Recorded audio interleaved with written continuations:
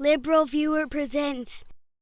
So given that I've seen several Republicans from Newt Gingrich to Liz Cheney make similar misguided statements about constitutional rights being for American citizens, it may seem like I'm singling out Sarah Palin for making that mistake, as she did earlier this month in an interview on Fox News Sunday talking about how to treat people accused of terrorism, as you can see in this clip. We need to treat them a little bit differently than an American who is worthy, an American being worthy of our U.S. constitutional rights. I don't think the terrorists are worthy of our rights that people like my son fight and are willing to die for.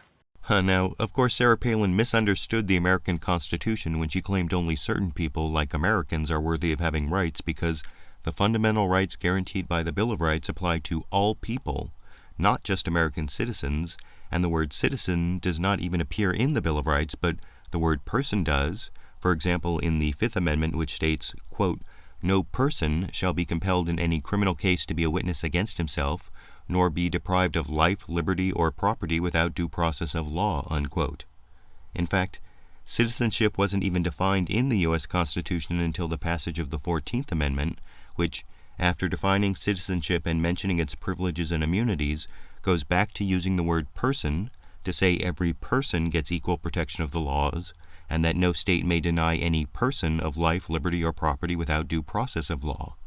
But Sarah Palin doesn't seem to even care about the law because in one of the most quoted soundbites from her speech to a Tea Party convention the night before her Fox News Sunday interview, she even mocked President Obama for having been a professor of law, as you can see in this clip. We need a commander-in-chief, not a professor of law standing at the lectern. Now, that disdain for actual knowledge about the law is not only inappropriate in a person who's run for Vice President of the United States, but it's emblematic of the hypocrisy of a lot of so-called conservatives like Sarah Palin who have no regard for what the U.S. Constitution actually says, but who then go on to wrap themselves in the Constitution for applause when it suits them, as Sarah Palin did in that same speech, as you can see here. The Constitution provides the best roadmap towards a more perfect union.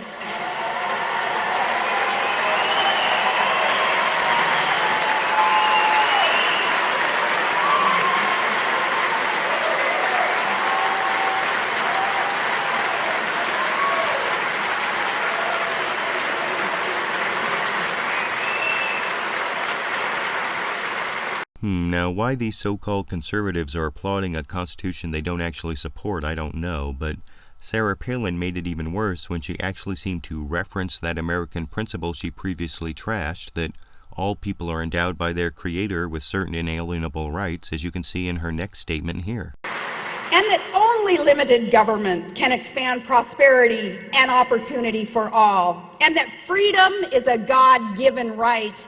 Now, if Sarah Palin believes that freedom is a God-given right, but also believes that only Americans are worthy of rights, I have to ask, does Sarah Palin actually believe God is an American? And regarding the way so-called conservatives in general selectively support the Constitution, is it really conservative to oppose the traditional American belief that every person is endowed with certain inalienable rights? YouTube, you decide.